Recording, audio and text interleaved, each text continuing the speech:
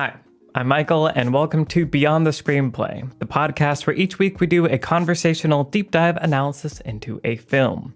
Today we are talking about Oh Brother, Where Art Thou?, the 2000 film written and directed by the Coen Brothers, based on The Odyssey by Homer. I'm joined by the Beyond the Screenplay team, Trisha Rand. Hello, everyone. Brian Bittner. Everett. And Alex Calleros. Hi. Okay, so before we jump into the film, a reminder that our patron-exclusive episode on Starship Troopers is available now on our Patreon. If you want to vote in our next poll for what movie we should be talking about for our May patron-exclusive, head over to the Beyond the Screenplay Patreon. The link is in the show notes.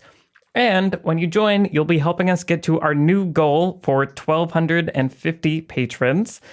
So when we passed 1,250 patrons, isn't it weird that you can say it both ways, 1,250 and 1,000? Anyway, when we passed 1,250 patrons, we're going to do a trilogy of episodes on the Bourne Identity, Supremacy, and Ultimatum, ending with a patron-exclusive episode on Legacy and Jason Bourne. So that's all happening over on Patreon. Yes. Really hard air quotes around Jason Bourne. It's just, why is it cut? Anyway, so that's what's happening over on Patreon. But for now, let's talk about Oh Brother, Where Art Thou? So I saw this movie in the film class that I took in high school. I remember it's probably the first Coen Brothers movie I saw as I was, 14, I guess, at that time. And I remember the teacher framing it like it's based on The Odyssey by Homer. And I was like, okay, that's great. I don't know what that is. And then I remember talking about the cinematography, and that this was the first, to Roger Deakins, but this was the first Hollywood film to be, digitally color corrected, the entire film. And so the look of it was very distinct and a big deal at the time of we can do digital color correction now, everybody, news stories about it. Yeah, it's interesting because Matrix and Lord of the Rings were also within this same 3-year period, and they both also famously did that. Right. Yeah, and I remember liking it and enjoying it and feeling smart for liking it, but not really understanding why.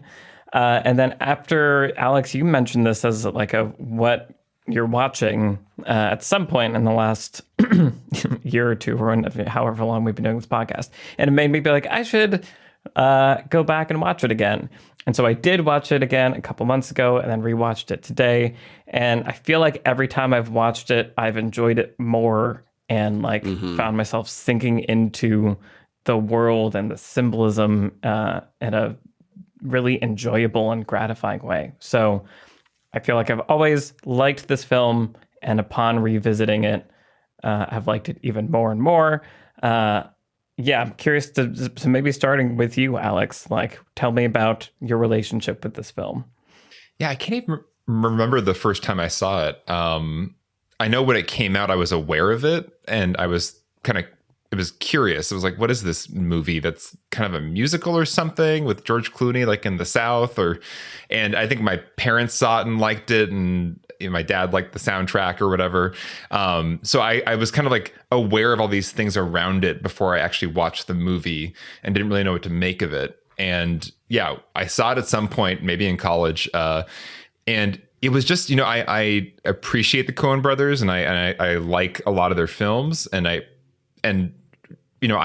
always understand that they're masters of the craft, even if my experience of their films leaves me kind of cold, or it's that's a pretty cynical view of human nature, and this philosophy you're kind of putting into this film that's neat, but I also just feel depressed kind of. And this movie is just a confection. I don't know. It feels in the same, it has a place in my heart, almost like Amelie, where it's just kind of this magical confection of a film that is just so delightful ultimately. And the way that the music brings this soulfulness to it, yet it's so irreverent and so light in so many ways.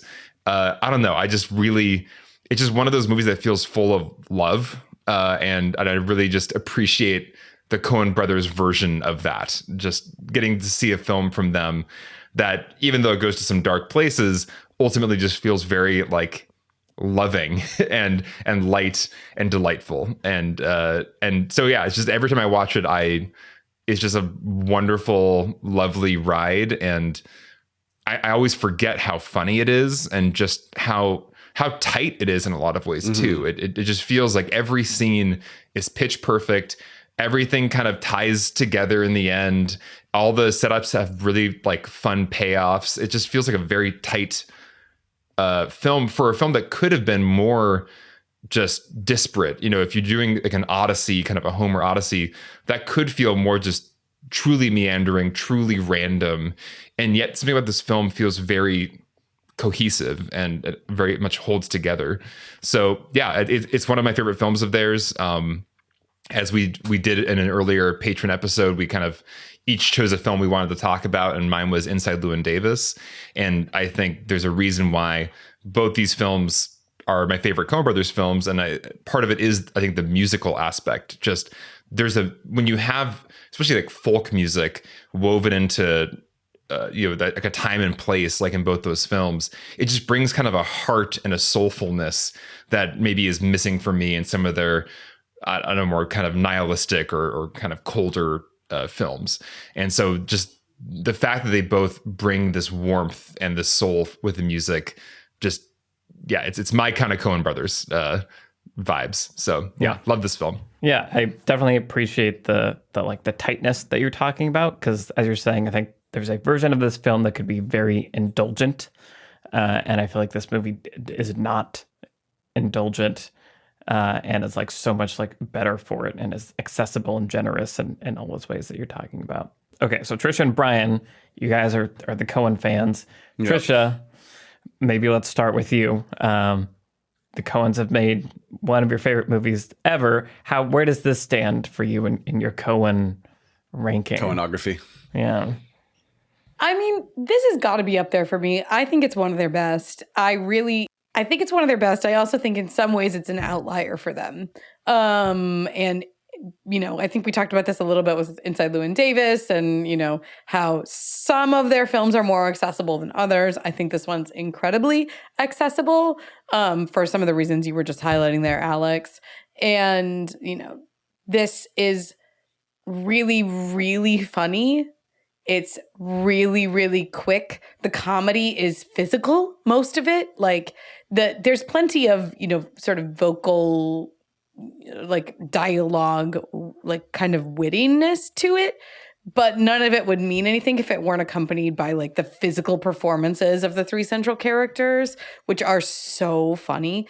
And when I say physical, I don't necessarily mean like slapstick in like he trips over a chicken and like, you know, tumbles head over heels into the lake. Like, you don't get very much of that.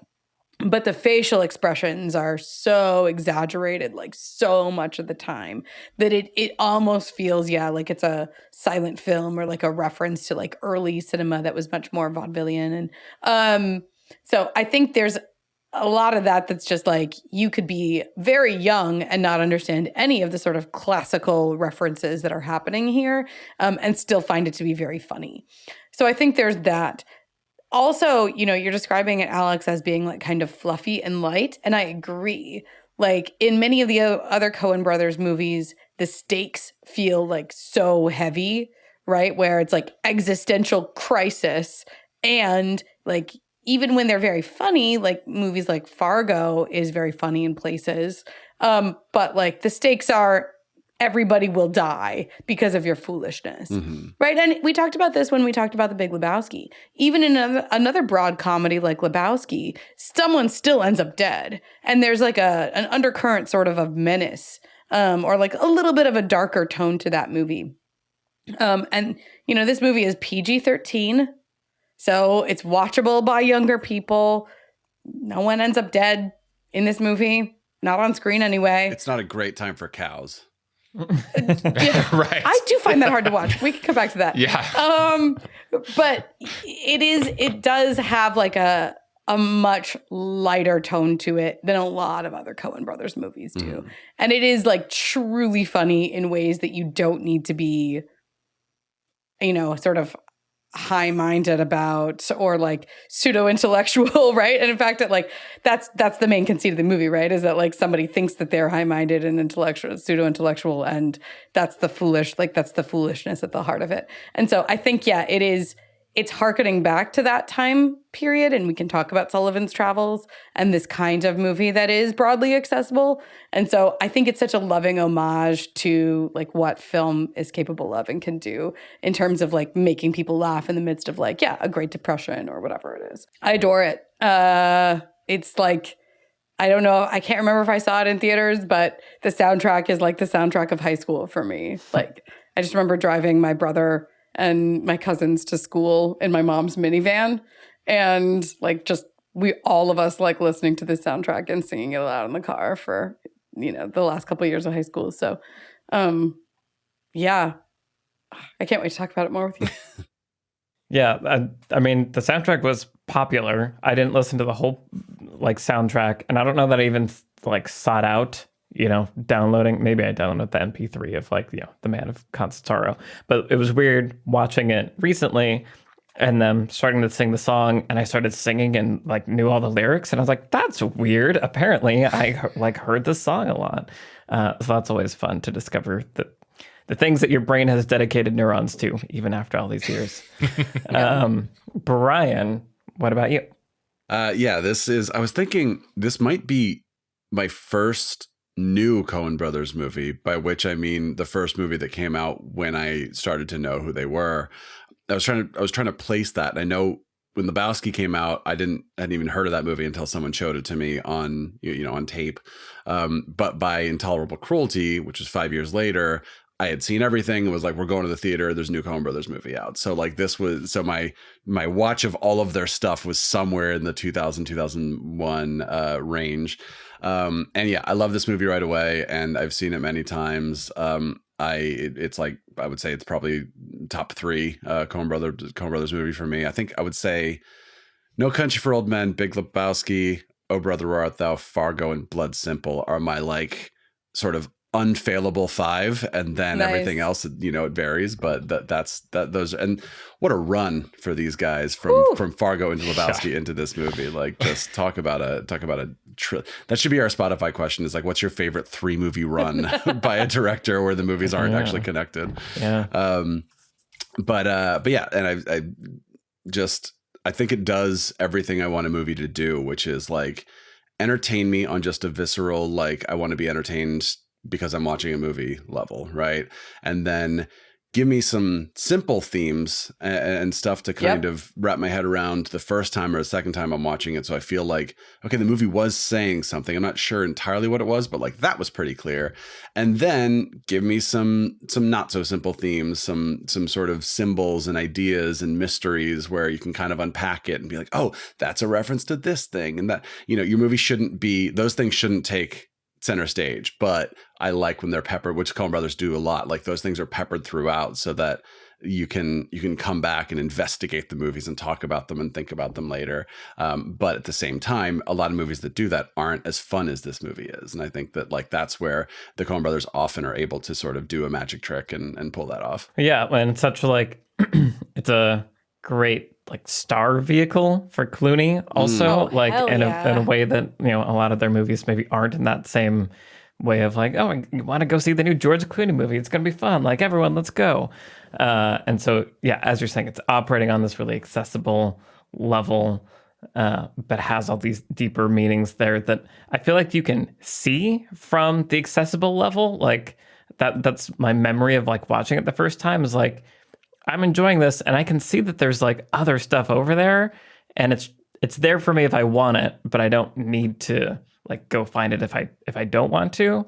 And I think that's another kind of magic trick to have signals of the deeper meaning there throughout, but not in a distracting way, or not in a way that makes me feel like, oh, I'm missing something if I don't go over there. It's like, there's goodies over there, but you're getting lots of goodies here too. So goodies for all.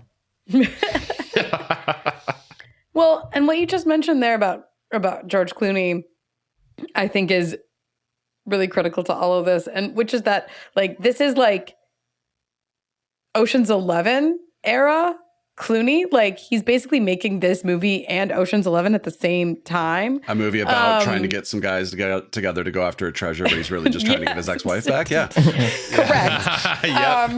Yes, but think about the character of Daniel Ocean, and like that's kind of how we have thought of Clooney, right? Like up until this point, in sort of pop culture, like just so handsome, so cool. And Ulysses Everett McGill is an incredible role for him that plays against type, I think, in a way that's very important. And the design of the character, Alex, you mentioned, like this movie somehow never feels disjointed. And I think the movie pulls that off by hooking us into him, right? And like we care about him, and the plot of the movie almost ceases to matter, but we're following him. We're not in his POV all the time, because there are scenes without him in it, but like we're just so invested in him and his, often very foolish, like ideas about himself and the world. And we just want to we'll watch him do anything in any scene. I mean, what an amazing trio. George Clooney, John Turturro, Tim Blake Nelson, like what a wonderful, and they're like a Three Stooges trio. And from the beginning of this movie, they just do the Coen Brothers thing where the characters were so well drawn, and Everett, like all the hair gags and the Dapper Dan hair pomade. There's like a version of all that once again is like somehow annoying or feels like you wanted to do like a characteristic trait for your character. So they're going to do this thing, but somehow it just feels so perfect. And Everett as a character is three-dimensional because he has that self-conception of himself as an intellectual stuck amongst these simpletons. And there's layers to his character in that way where he's projecting an image of himself. He's conscious of that image. So I don't know. There's just something about it that immediately feels so three-dimensional, so funny, so enjoyable to watch him react and talk, just talk about anything is just immediately pleasurable. And that's what you want if on an Odyssey movie, when you're kind of stuck with three guys just on the road. You want every scene with them just to be fun, just them being them. And it's a really well-designed trio with Clooney at the center, holding it all together. And this would start what Clooney referred to as the idiot trilogy with the Coen Brothers, which was this Intolerable Cruelty and Burn After Reading, which then Hail Caesar now. So I guess it's a quadrilogy, an idiot quadrilogy, by the Blu-ray now. But yeah, you could tell how much he just loves doing this kind of thing, and it's interesting when you go back and watch Cary Grant movies, you can realize how much Clooney was really modeling himself after Cary Grant. Some of their mannerisms and stuff are just dead on. Like you can just tell when someone has studied someone a lot. And Cary Grant also loved to do it. I don't think he did it quite as with as much range as Clooney can do, but just that sort of I want to do something big and bombastic and not have to be the suave, handsome guy in every movie. And he nails it.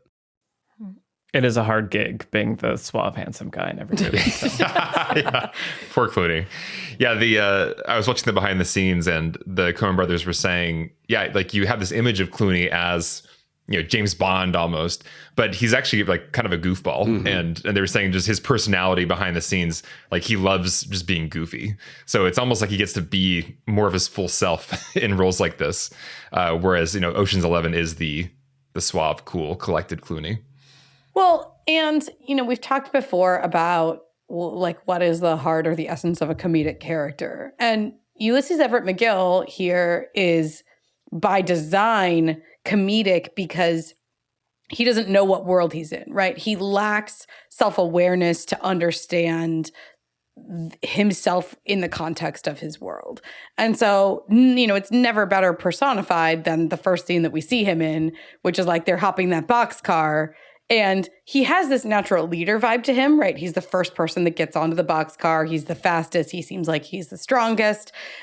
He gets up and he looks these ramblers on the boxcar dead in the face and says, "Are any of you boys smithies? Or if not smithies per se, we're otherwise trained in the metallurgic arts." Yeah, exactly. And it's instantly, we're like, oh, this guy doesn't know where he is really, right? Like, he himself thinks that he doesn't belong here, and yet we can see that he belongs here exactly, right? He's putting on airs when he's literally wearing, chains and trying to hop a boxcar. And then, of course, he gets tripped up and dragged off the boxcar in the most, again, going back to the physical comedy, in the most comedic fashion possible. And I think that that's part of what makes the character, just in every scene, it's like, what is he going to say now that is absolutely insane for this context, right? Like, Right. in what way is he going to argue but using, Latin or like 80 words when 5 would do? Is he going to try to argue his point? And everyone around him is behaving like this is the Depression era South and nobody has an education, sir. Like, whatever the meme is, right? Sir, this isn't Arby's. Like, that's what it is. And so that's always going to be funny, having a character like a fish out of water, essentially. Right. And I'll just add to all of this real quick. Part of what I think how they get away with making a movie that feels so disjointed in terms of its episodic nature is, as you were saying, Trisha, like we're hooked into him, but also we're hooked into what they're after. It's like they have a ticking clock. We have to get to this place, But then just as we were talking about with Casablanca, right around the midpoint, it goes, oh no, this just got more personal than it was for the first half. It was kind of this general thing we wanted. Now it's this personal thing we want when we realize kind of what his true ambitions are. But then we have this sort of character flaw, ambition, theme thing going on where it's about like, he believes this and he doesn't believe this. And like, we know this character is going to have to get from point A to point B in terms of, philosophically speaking. So then when we suddenly take a left turn and go hang out with John Goodman for 10 minutes, we're like, oh no, but we know what the main goal is. So we're back on track here, as opposed to if this movie was, as I think you were saying, Alex, just like more of a direct adaptation of something like The Odyssey, where it could just be, we're off over here on this adventure, we're off over here in this adventure, and there's nothing like tying it all together. Yeah. Yeah, very early on, you do have like the really specific goal, the really specific, time limit on the goal. So it's part of the accessibility of the movie. You're not left on your own to kind of just be along for a lazy ride with these guys. It's like, no, I know where we're going. I know what the stakes are. A lot of money's on the line, and you got 3 days to get there. You keep losing your car. Your obstacles are in the way of you reaching this place.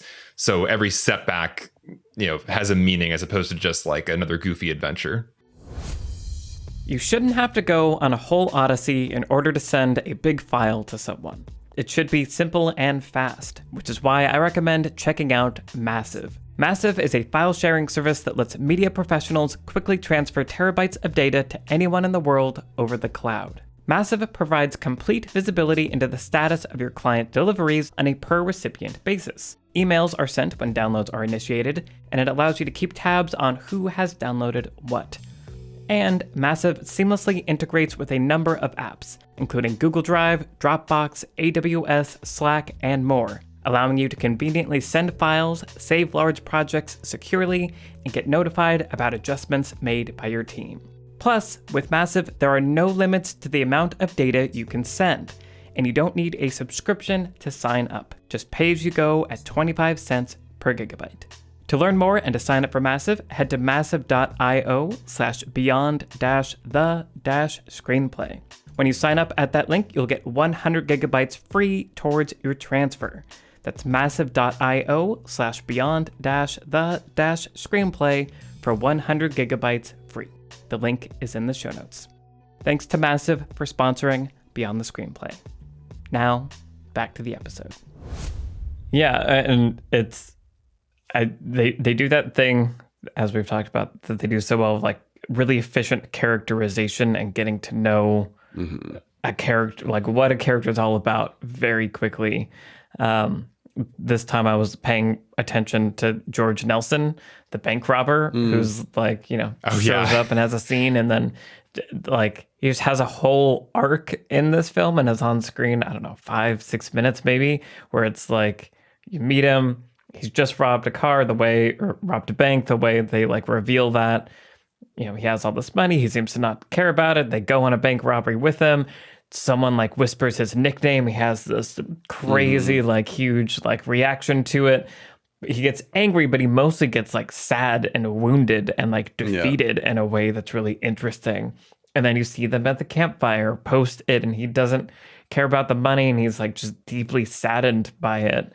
And I was just like, how did they create a nuanced character out of this guy that was just yelling and shooting out of a car 3 minutes ago in the film, and now I have this like empathetic, emotional connection to him, and like wonder what's going to happen as he walks off into the background to then show up again at the end and have a resolution even there.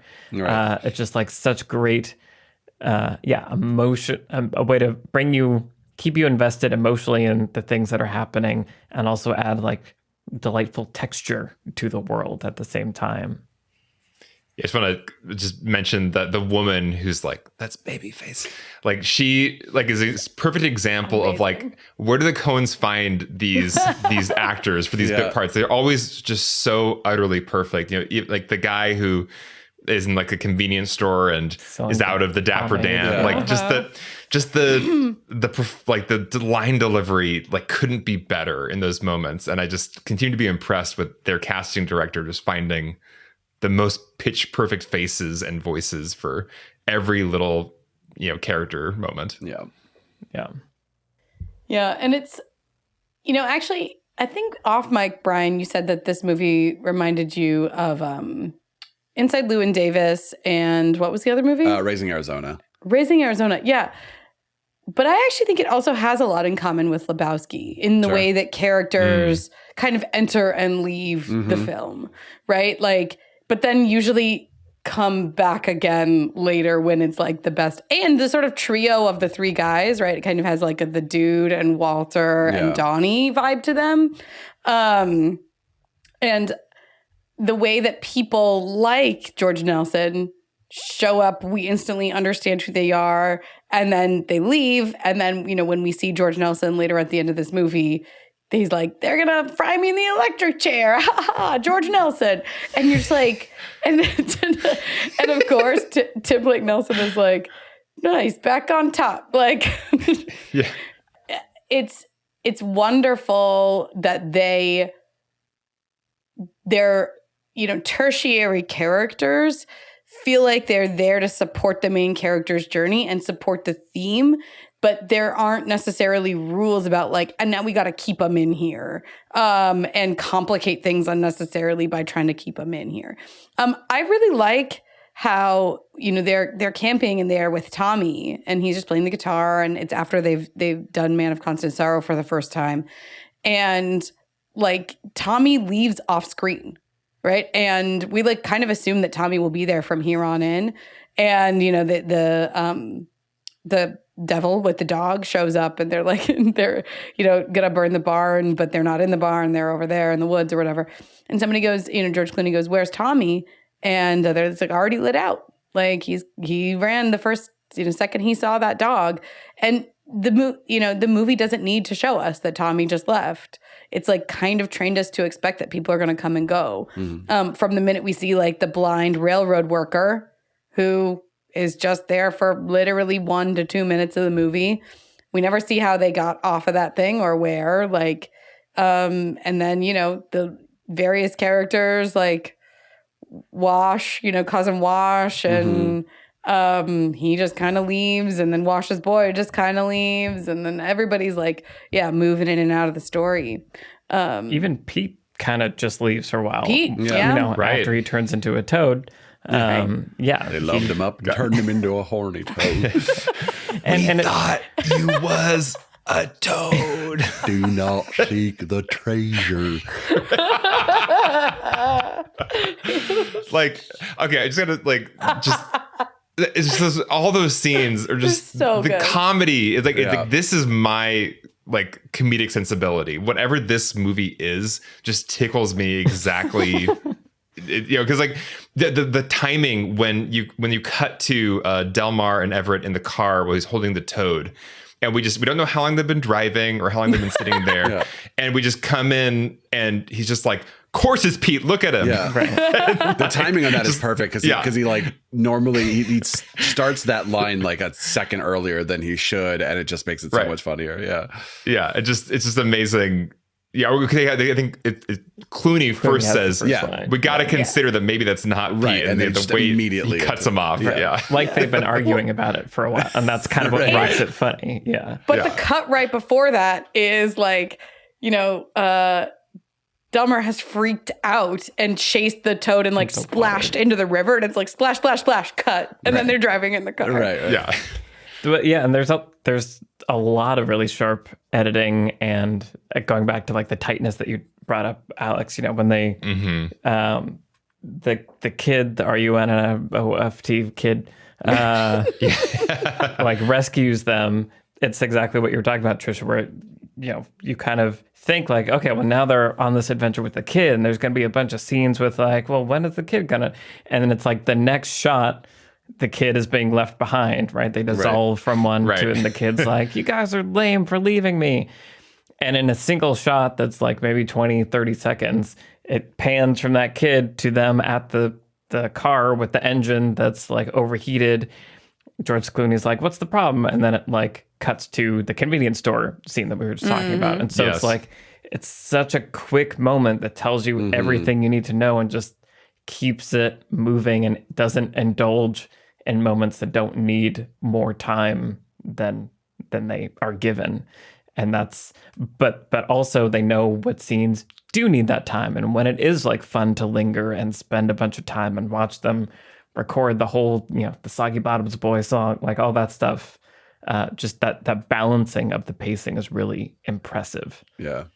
Was it to say a scene that's like comedic for like the opposite reason for not cutting away? One of my favorite moments is the gopher scene where it's like a long take, and he just keeps asking, like, do you want the gopher? Do you want the gopher? And then at some point, Clooney's like, no, like I think a third of a gopher's not going to film me. It's going to make me just be hungrier. And then he just keeps talking as like they're being, this like, church congregation is like walking past them, just slowly. Neither one of them is in the conversation that they're both having. Anymore, he just keeps talking about the Gophers and the Gopher Village, and just once again, the timing and the delivery is so perfect, and the fact that they just let the shot play out is in that moment the perfect tight comedic choice. So that's why just the movie feels so pitch perfect as far as the comedy. It's like both. All the techniques are being used. Both letting somebody talk way too long in a long take feels exactly right, and then also these perfect cuts to the next scene at the exact right moment feel exactly right. Right. Just masterful. I also think of like almost as like the opposite of the gopher moment is when Big Dan Teague hits Delmar over the head, and then Clooney's just like kind of still eating. He's like, what's going on, Dan? It's not until he gets hit that he like realizes he's about to get hit. It's so funny. Well, right. And it's like, it's based in character. That's like exactly the right reaction for Everett to have in that moment, and like how he sees himself in relation to Delmar and all that stuff is all there in this like funny moment, which is I love that moment. It's so funny. And there's physical comedy, and then he gets hit in the face. It's like, it's all the things. It's all great. Madcap, like slapstick humor. Yeah. Very much. And I could talk about that all day, and just the facial expressions that they get. The one, John Turturro's face when he hears the sirens and he goes, like, it's like the biggest. I'm like, he must have strained his neck doing that. It's the biggest reaction you've ever seen. But it's so like, that's pretty run of the mill, right? The like larger than life expressions that we see here. And I think that's the coming back to the do not seek the treasure scene is that they're being huge, right? It's like, do not seek the treasure. And they're doing it in like the hugest way possible that is not subtle and would be immediately obvious to anyone sitting within 50 feet of them in the movie theater. But they're doing it in this context where they're supposed to be like extra quiet.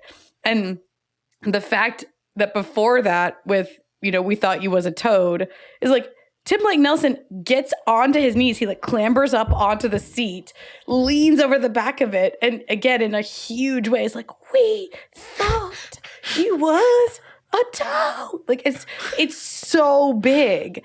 And that's pure physical comedy, right? Like that, the largeness, the overly exaggerated, and especially when in contexts where that's incredibly inappropriate, is like pretty much always going to be funny.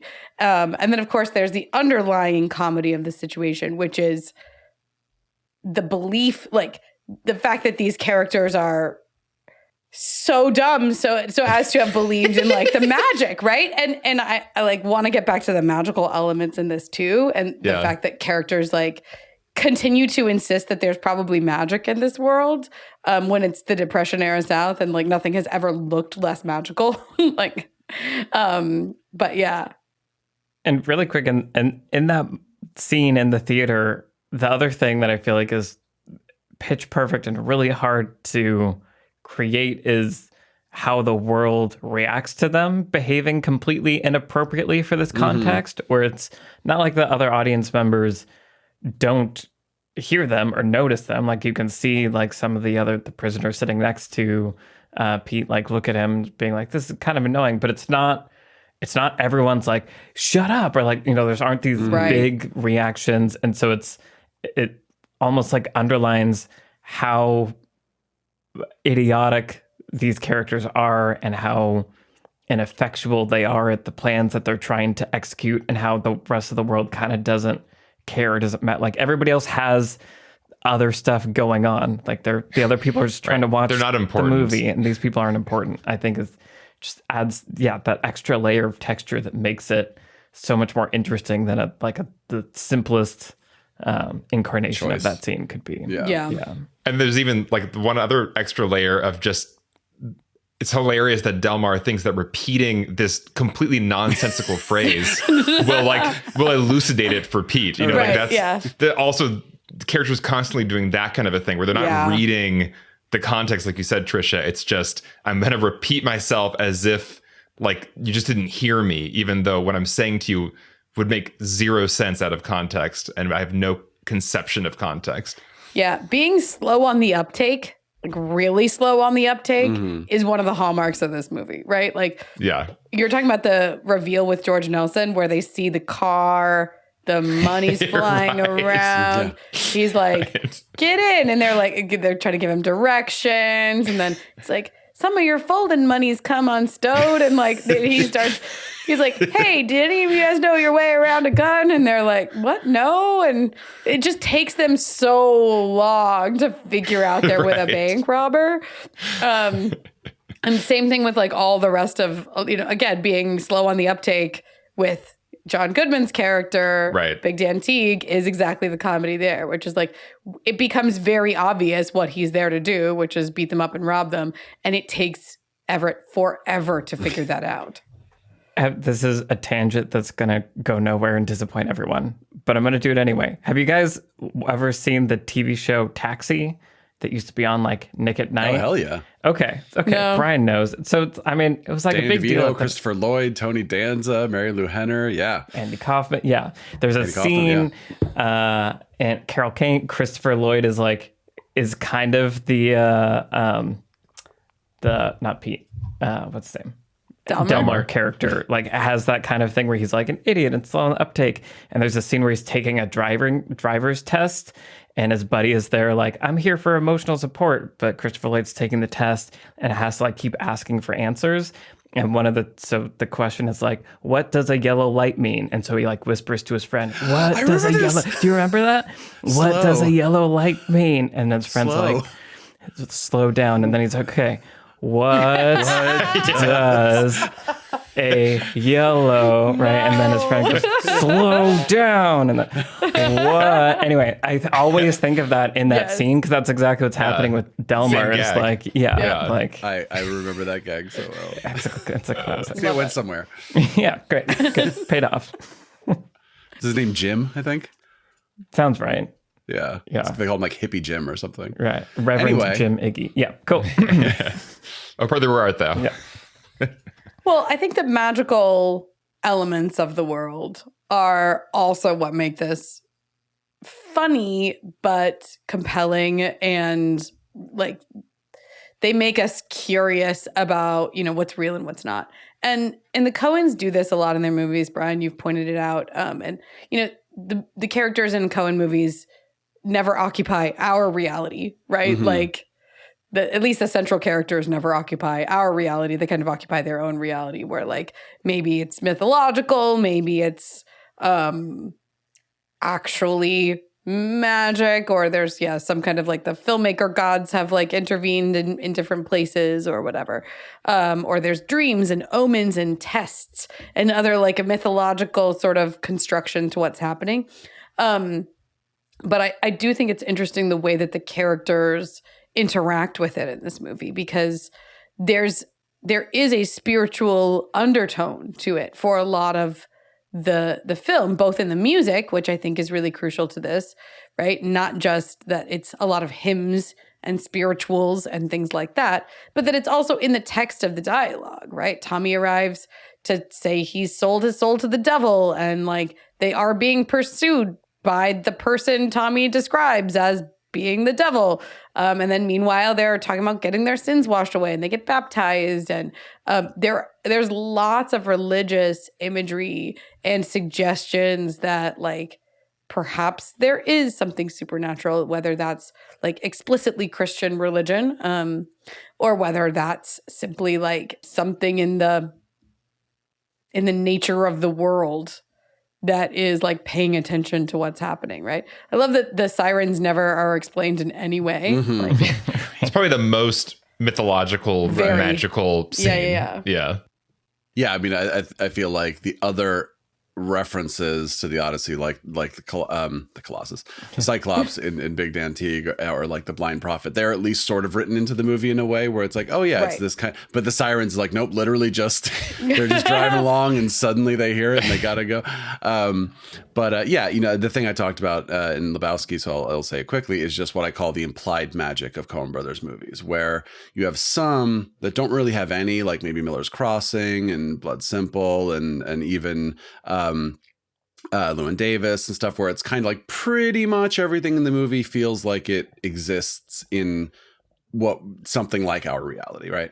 And then you have things like Hudsucker Proxy or Barton Fink, where it's like time actually stops, or like there's a building on fire that people are just like casually walking through or whatever, that kind of stuff. But then you have this like middle ground where it's kind of like, where did the stranger in Big Lebowski come from? Or like, how did this thing like randomly happen? And this movie kind of lives in that space where everything happens to happen to them, right? Like they just happen to be going by the sirens, or like they're here and then they turn and then now they're at like the Klan rally or whatever. Just everything is like conveniently in place for them. And if you were trying to write a grounded movie, you'd probably try to at least figure out how they get from point A to point B, or like why that thing happened to be in their way. But no, this movie's not interested in that. This movie is interested in just sort of like whatever their next adventure is, it's just there. It's just presented to them. Right. But then thematically, and this is what you were talking about, Trisha, this movie is literally about someone believing in quote unquote magic, right? Like the prophet says to them at the beginning, you will see a cow on the roof, right? And he's like, all that mumbo jumbo, and you guys got baptized and and then finally at the end of the movie when they are saved and he still wants to reject, the and again I'm using magic and religion interchangeably, which I shouldn't, sure. But you know what I mean. That he still wants to reject it, and then he sees, the cow, and he's like, kind of is all out of ammunition at that point, right? So it's interesting this, and I would say No Country also does that, where it's like the magic of the movie is also playing with the theme. Like Chigurh is basically being presented as kind of the devil in this movie, where it's just like this unstoppable force that is coming for you no matter what. But that's not just a thing in the movie. That is, heavily tied to what the movie is saying. Yeah. It's also interesting that, the time and place this movie takes place in. And, I think Everett at the end says it out loud, where it's, this moment in American history in this place in the South. He's talking at the end about we're going to be electrified and the age of reason is coming in and modernity. And so there's something there too about a conversation about just the kind of the spiritual, magical, I don't know, just those roots of America that are so steeped in almost like the supernatural, even those vibes you get from this time and place, and Everett as this man of kind of aspiring to like the city rationalism, being in this other part of America that is very much kind of like supernatural in its vibes. So yeah, it's I don't know what they're saying about all of it, but I like that it's all in the mix here, and it's a certain moment in history and in a very specific time and place. Yeah. And I think it's interesting. I was noticing this time around in terms of theme that there are many, many characters who talk about answers and like looking for answers. And the setting does a lot of work towards creating the like, why would people need answers? And like, it doesn't have to explain that in the very much in the exposition, because like everyone knows the depression, right? It was like, okay, depression, we got it. Everybody's, struggling. Everything seems unfair. People are out of work. People are living in poverty. We got it. We don't need a lot of context in the expository dialogue about that. But there is a lot of discussion about like, times are hard and people are looking for answers. And this idea of like magical thinking, they're looking to religion, they're looking to politicians, right? They're looking for someone to come in and like save them, whatever that looks like. I think it's interesting that when Everett gets home, he, finds that his wife has made a very practical decision, because she was left in the lurch and she was like, no, I'm doing what I need to do. And, her justification for that is so similar to his, where I was like, you guys were chained to me. What was I supposed to do? Like, I needed to get back home and this was what was important to me. So I lied. And she lies to the girls about what happened to their dad. And again, this sense of like morality is kind of gray and people are just kind of grasping at whatever they can hold on to. And I think for, Everett, the movie kind of signals to us in his moment of crisis, right, where he's about to be hanged and everything, that he like turns to a spiritual power finally at the very last minute, but then at the end, immediately goes back the other direction and says he doesn't believe in any of it. But I just love where all of the themes pop up in this. And I agree, Alex, that without this particular context, it would all feel like harder to believe or just require a lot more legwork on the part of the writing. That there's, period films in general already remove us from ourselves. And so even just by setting this in the Depression, you're already getting like distance where we kind of understand that what we're watching is an allegory. Like you don't need to explain to us that what we're watching is an allegory. Although the movie does do that in a few ways. But even just by setting it in a time and place where there's spiritualism and this like hungriness for explanations, this gray moral ground, all of that was already embedded in this context. And then on top of it, bring in the Coens and their sort of low-key, supernatural plot events anyway. And it makes the whole scene and like every scene sort of ripe for more exploration in terms of theme. And the character's journey becomes that much more fascinating. Well, yeah, and like starting the movie off, with a blind prophet that tells them, this is what you're going to expect, this is what's going to happen, I feel like is signaling that and getting the audience in the right mood. And yeah, I really like that it's investigating these ideas without, to me, taking a clear stance on either of them. Like it shows the pros of spiritualism, shows the cons. We go to a Klan rally, like all of this can be used for good and evil. Right. But it still leaves room for, and then Everett needs to like own responsibility for like the errors in judgment that he's made and the faults that he has. However he comes to that, like that's kind of the most important thing, is he finally learns how to change and asks for forgiveness, and by doing so, it takes responsibility and all that stuff. And it can be read through spiritual terms and through like scientific determinism-y like terms. There's enough room to go both ways there if you want.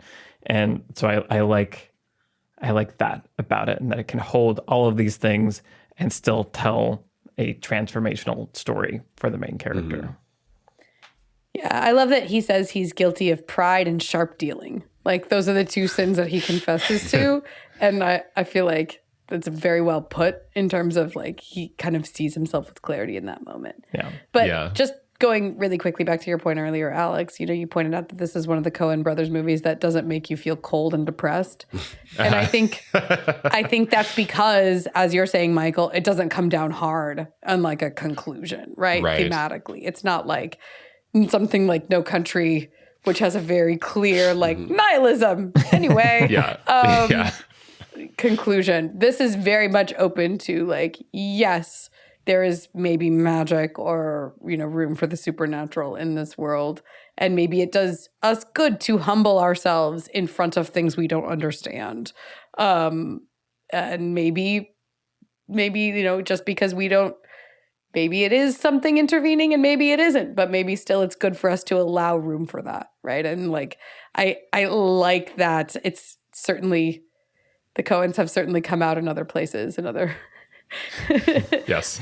They've drawn other conclusions at the end of other movies in their filmography. And this is one that I think even my very religious parents do like by the end. So. Yeah. Awesome. Want to go around and say what lessons we're going to take from Oh Brother, Where Art Thou? Brian, do you want to start us off? Sure.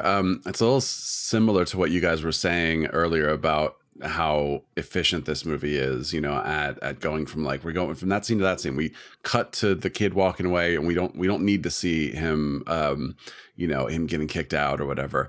And I was realizing, this movie starts after they've escaped and have already made a plan, basically, which lets us as the audience like get into the adventure of the movie right away. Like we are just off to the races. And I almost certainly would have done like, here's prison and here's some guys and they meet and one of them has a plan, so they decide to break out together, and then at the end of the first act they're out of prison and now they get into like the crazy adventures, and that a version of that movie could be fine, right? But that's not what we want from this movie. We want this movie to be just like adventure after adventure. And when we talked about Ex Machina, I talked about how that movie does a similar thing where it starts literally the first minute of the movie is what we would usually be like the inciting incident, on page 15 or 20. But also that movie is not interested in any backstory really for the character, for Caleb. This movie is interested in backstory, but we get it. We get plenty of backstory as we go about who these characters are and what their relationship, like Everett with his wife and things like that. And of course, Delmer and Pete, what they want from life, and the fact that they had this whole plan to break out and go, like, we get all that information. We don't need to get it before the action starts. Basically, we can get it along the way. So it's just a little lesson that if your story starts with a lot of exposition, consider the possibility of like you could start it later structurally and then take that exposition and pepper it in throughout as needed. Yes. And part of why we don't need backstory is that their predicament is so crystal clear. Like they're breaking out of prison. Right. Yeah. They're on the run. They're being pursued. We can find out why they broke out, what they're after anytime later, because the stakes are already just evident. And that is part of why you can just start at that moment and get into the details later. Right. I was going to mention this when we talked about Lost last week, but I didn't get around to it, which is that show, the pilot never says they were in a plane accident. Like you get it, right? You're on a beach. Like there's right. Like nobody has to say like what happened. And of course we get it in flashback and stuff later, but like just like this, the image that it is showing you is all you need to put everything else together in your mind. Yeah. That's a good lesson. Alex, what's your lesson? I love this movie's finale and the way that it uses music to basically just tie everything together. But both plot threads come together in that finale. And is it supposed to be kind of like a little concert for one of the politicians? Yeah, I always forget like what the context is. It's a benefit for Homer Stokes. Right, for the Klansman one. Right. Which is why his ex-wife's campaign manager guy is there. Yeah. Anyway, basically that whole scene is, first of all, it's a great example of just how this movie is so satisfying and just bringing everything together in the end. It's like I was saying earlier, it's not like these episodic moments just for there to be a flash in the pan and then go away. Like we have these politician subplots that come to a wonderful head in this moment, but all of it is all of the resolution happens through music. You know, Everett wins his wife back through his kind of goofy performance and her seeing how popular the Soggy Bottom Boys are. And, the governor secures his reelection by aligning himself with this incredibly popular music sensation and pardons them as a result. But transcending just all those plot, the satisfaction of the plot elements all being resolved in this nice set piece, just the fact that it's music has this emotional layer as well, where there's like a sheer joy in, the townsfolk just like so excited and so happy to be hearing them perform this song that we got, the original performance on the radio. And now it's like a reprise now. Wait, how do we say that word? Reprise. We've learned. Apparently you say this word reprise. It's a reprise now in this finale.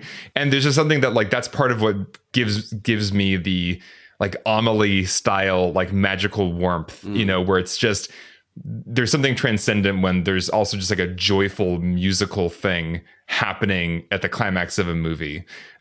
Just because music does transcend so many, just the didactic, whatever, plot stuff. So I don't know what the lesson is, except for like music can be really powerful and can like tie your movie together in this like nonverbal, not literal emotional way. And this movie like 1,000% does it in that final scene. Yeah. It reminds me kind of Moulin Rouge. As like they're using the song to tie all the things together, and yeah, as you're saying, like music is one of the things that we have that is the closest thing to magic as far as how it can affect people. So like use it when you can. It's good.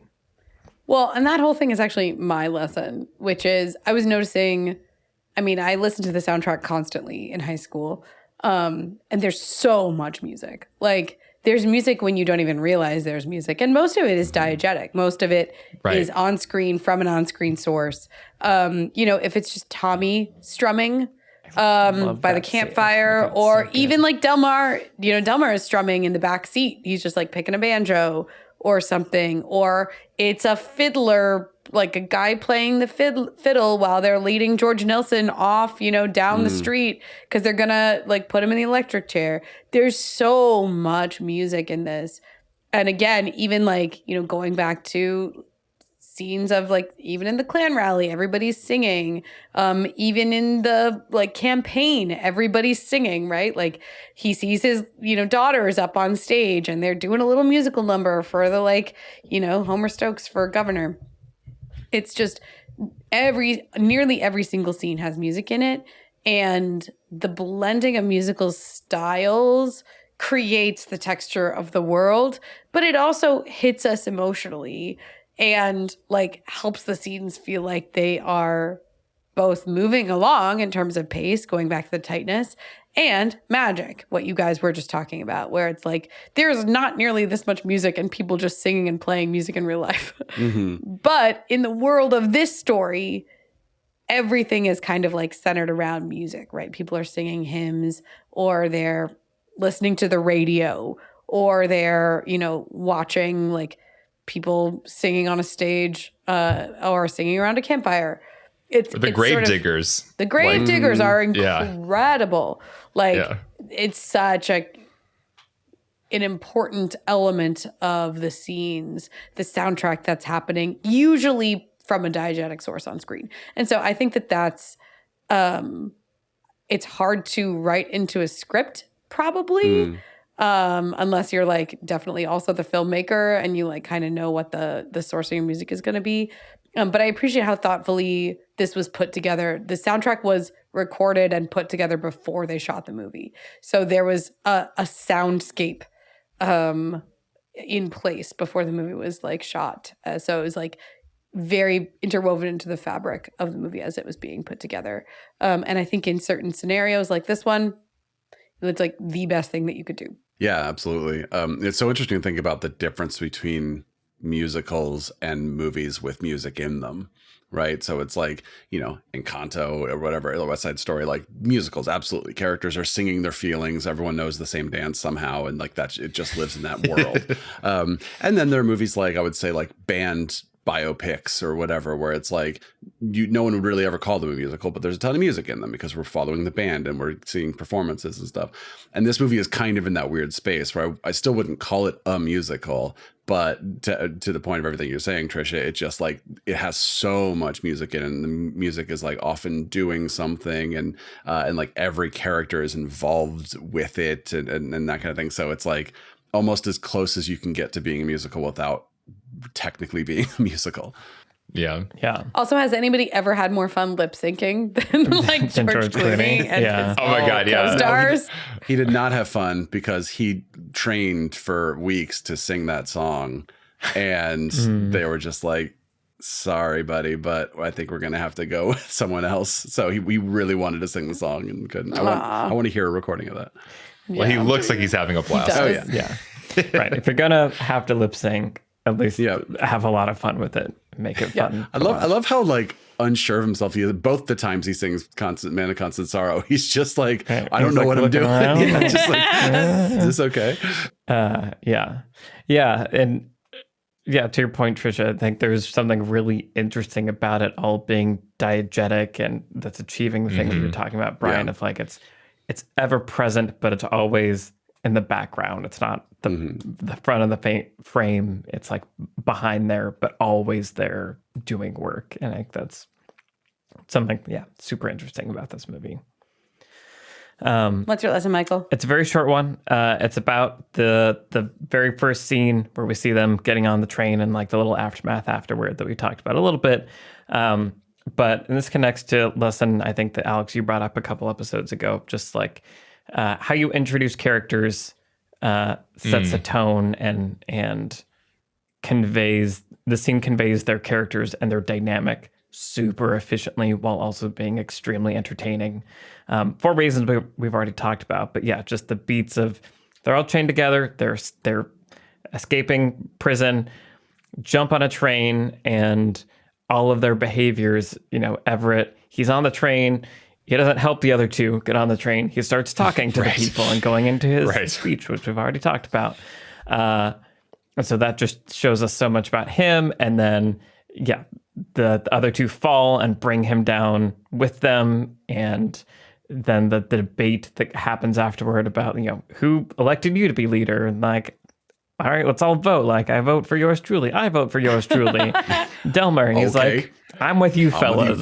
Right. It's just like you get it. Like nothing ever changes like from that point. And it's just so efficient and funny and all these things. And there's no resolution because then they got to keep running. Like it's almost like a microcosm of the whole like plot in some ways, just in that one moment. So just it's good. Like it's such a good example of being good. Yep. Yeah. Yep. The end. Yeah, and actually, before we talk about what we've been watching, I'm going to reveal that next week's episode is going to be on The Incredibles, and that's going to be very exciting. So anyone that hasn't seen it for some reason, go and watch The Incredibles so you can listen to... Go and watch it again. Right. Regardless, go and watch The Incredibles. Okay, so what have you guys been watching? Alex, what have you been watching recently? So I went to a Dolby theater and saw The Northman, which was a wonderful, just epic, insane cinematic experience, as I hoped. Yeah, it's probably not a movie for everybody, but as far as Robert Eggers movies go, it's probably the most accessible, or at least it like looks the most like a normal movie, like a lot of the time. But it continues. What I'm starting to realize is the Robert Eggers thing, which is he just delves so deep into a time and place, but not just into like the, everything is accurate as far as like costumes and set design and, what people speak, etc. But beyond that, I think his movies are actually trying to like capture like the experience of consciousness in that time and place. The Lighthouse is like this fever dream of this very particular kind of situation. It's like sea shanty, like horror. And this the Northman is essentially just like pure like testosterone insanity of like what it would feel like to be in like the Viking consciousness, like in this time and place where just everything is so horrible and ruthless and like insanely difficult to just like survive. Everybody's raiding each other. It's just a deeply unpleasant, like intense, like time and place. And I feel like the movie like just is that on every level, in a way that I found like it's both intense in unpleasant ways, but also in kind of deeply satisfying ways, kind of like in a Mad Max Fury Road sort of vibe, where it's just like, this is so insane and this is going so hard. This is so metal right now, but in also like a very historically accurate, like feeling way. But it's also magical because people really did believe in kind of shamanistic Norse god magic at the time. So that is real to these characters. Anyway, I have a lot to say about this movie. It is an experience. Robert Eggers movie, everyone. Right. Right. Which is, it's a low bar, I guess. If you're down for that, if all this sounds interesting to you, and you are able to go see it in theaters, I would recommend it because it is an experience movie, as his movies tend to be. But yeah, it rocked me. It's a wild ride. Very nice. Wow. Okay. Awesome. Brian, what have you been watching recently? So I watched a movie from 2020 or 2021, depending with, the way release dates work, called 9 Days, which stars Winston Duke, who you'd recognize as M'Baku from Black Panther or the dad from Us, as a guy who interviews a group of potential souls over a 9-day period to decide which one gets to become a person, basically, like which one gets to inhabit a body. So it's a sort of fantasy drama kind of thing. It takes place in just this cabin in the desert, and he has a series of TVs where he can watch the lives of previous people he selected. So he, these people that he cares about, and he's watching over them and everything. And then Benedict Wong is his gruff coworker who just like, is there to sort of, Winston Duke is very stoic and serious. And then Benedict Wong is like, larger than life. And then we were watching basically the 9-day period of this new kind of class come in, and Tony Hale is one of them, Bill Skarsgård, and then Zazie Beetz shows up, and she's the one who's sort of the wild card, the one who's less willing to play along with the game. She starts challenging Winston Duke's character, and she kind of plays by her own rules, and does that make her a terrible candidate or potentially the best candidate? Question mark. And it goes from there, but it's just this lovely little film that I really had a great time with. I want to watch it again, actually. It sort of feels like something in the vein of Her, or like an early Charlie Kaufman movie, where it's weird and it's quirky and it's funny, but it's also really poignant and heartfelt and kind of down to earth at times. And yeah, it's one of my favorite movies of last year, and certainly one of the most underseen movies of last year. So I encourage you to track it down and check it out. Trisha, it was playing at Sundance, I think, when we were there in 2020, and I was curious about it, and then I never heard about it again, really. And I guess I just didn't get great distribution or great marketing because it went under the radar. Fascinating. Yeah, it's also a weird couple of years. So fair. Not a normal time for anything. Do they at any point play the famous 9 Days song, absolutely, parentheses, Story of a Girl? Story of a Girl. Because it feels like that's music. A missed opportunity, if not. Old Uncle Brian has no idea what you kids are talking about. You're too old. Also known as the Lizzie McGuire theme song, I believe. Oh, well, you should have led with that. Yeah. It's the story of a girl. She cried a river and drowned the whole world. It's a great story. We'll talk about it later. Yeah. Michael, remember Taxi? That show great. How old am I that I... Excellent. Okay, great. Trisha, what have you been watching recently? So I finally caught a sequel to a movie that I really loved. I saw The Souvenir Part 2, which came out last year. I recommended The Souvenir on our Ocean's 11 episode. How appropriate. Which I know because a very dedicated listener of ours put together a comprehensive letterboxed list. And so if you too want to know what we've been watching since the beginning of this podcast, you can look it up. Incredible. It is amazing, and what a resource. But anyway, otherwise I would not have any idea of when I recommended The Souvenir to you all. But The Souvenir is a movie that came out several years ago, starring Honor Swinton Byrne, Tilda Swinton's daughter, and also Tilda Swinton, and a number of other people that I really like. That movie is about a film student played by Honor Swinton Byrne, whose name is Julie, and she falls in love with like kind of an older guy who has, he's sort of like a very charming but kind of opportunistic and unstable person. And that movie is about their relationship, and like it's toxic, but like it's transformative for her as a central character. And so this movie is a sequel to that film, and it's about her like sort of in the aftermath of that relationship. When it ends, she goes back to film school and she decides to make a movie about that relationship. So The Souvenir Part 2 is the central character from The Souvenir kind of doing this meta thing where she's taking a look at her own relationship that ended and kind of trying to make sense of it and interpret it to herself. And it's also like about the nature of art and film. I should say that these are period films that are set in the 1980s. And so they're also lightly autobiographical because they were written and are sort of about the real story of the filmmaker, Joanna Hogg. It's all really fascinating. They're beautifully made, both of them. I really loved The Souvenir Part 2.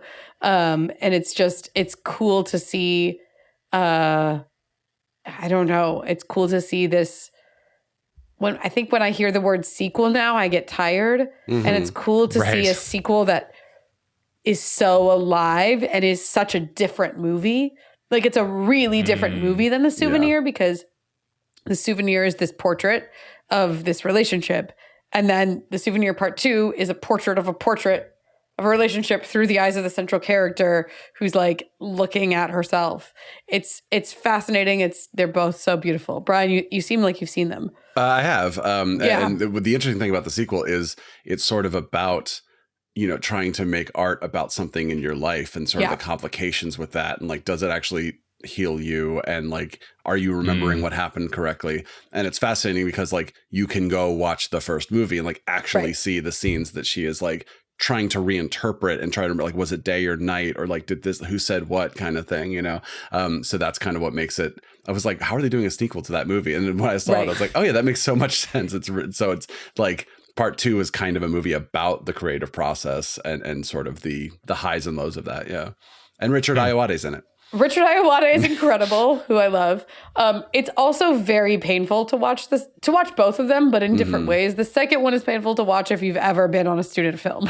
You're just like, dear God, I never want to go back to those days. But it perfectly captures the experience of making a student film where everyone is so self-serious, but nobody has any idea what the hell they're doing. It's worth sitting through the discomfort of it, though, because it's very gratifying and sort of illuminating. Nice. Cool. Okay. And what have you been watching? Well, so you mentioned the Letterboxd thing. So I was just trying to remember or try to find when Alex mentioned Oh Brother, Where Art Thou? And I can't find it on this list. And so I don't think it's the What Am I Watching? I really thought it was, but I think the filmmaker it would be on that list. Put that in your memory. If he had said it, it would be on that list. I don't recall saying this is clearly, this is the law. This is the word, and I am wrong. So just wanted to share that. So to just, round it out, watch John Wick Chapter 3, Parabellum. Parabellum. Watching the series like escalate and it's and the insanity of the story world has been really fascinating, because the first one starts off in it's clearly this is a made up underground world of assassins, and there's like cool stuff, but it's like, within reaching distance of like, I can understand that. And by Chapter 3, like Keanu's in the desert chopping off his finger to like talk to the king of this whole, it's wild, guys. I saw it in a theater with Chad Stahelski. Oh my God, nice. Amazing. For all the talk about John Wick on a horse, not on a horse as much as I was expecting. Not enough Halle Berry. She was like a really fun addition to this series, and I would have liked more. It's really they're action dogs, like they're ninja dogs, right? Yeah, like there's some pretty cool like what dog. Watch this. I recommended it on our first Matrix podcast. All right, everyone goes to Wow. Wick 3. The choreography of like, it's normal fight scene choreography, and there's gunfights, and the dogs are fighting also like in time, is like, it's pretty impressive. Like it's kind of just like getting to watch like stunt people come up with cool stuff and then film it in cool ways. And well, real quick, what I saw when I saw that movie with the Chad Stahelski Q&A, he talked about how he wanted action to feel like you are watching like theater, at a proscenium stage, basically, where you can't cut in theater. And of course, because he's a stunt guy, he's like, I want to actually see this person move across the screen and do all this and put you, kind of like we were saying with musicals, where it's like when you don't cut, you're seeing all this dancing actually happen. And in a movie like John Wick, it's like you are seeing this crazy choreography like actually happen in real time. There's movie magic, there's editing, obviously, but so much of it is happening for real, and that's what makes it so impressive. Yeah. It feels like every sequence has that, like, there's like, this is the long take where you're gonna literally watch Keanu and Halle Berry like do some crazy stuff, and it's pretty fun. Yeah. Sounds awesome. Yeah. So I finished that. There's more coming. I will watch them when they come out. And Part 4 is coming out pretty soon. I look forward to it. And that's my review of the John Wick trilogy. Awesome. This has been our conversation on Oh Brother, Where Art Thou? We want to say a big thank you, as always, to the patrons that make this show possible. Again, if you want to help us make more episodes and get to our goal, which will unlock our trilogy on the Bourne Trilogy +2, and get other fun perks, head to our Patreon. The link is in the show notes. We want to say thank you to our producer, Vince Major. Thank you to our editors, Caleb Berg, Graham Harther, and Eric Schneider. I'm Michael Tucker, and I'm joined today by Trisha Rand, Brian Bittner, and Alex Calleros. All of our Twitter handles are in the show notes. Send us a tweet and say hi, and we will see you next week for The Incredibles. Bye, everybody. Bye-bye. Bye.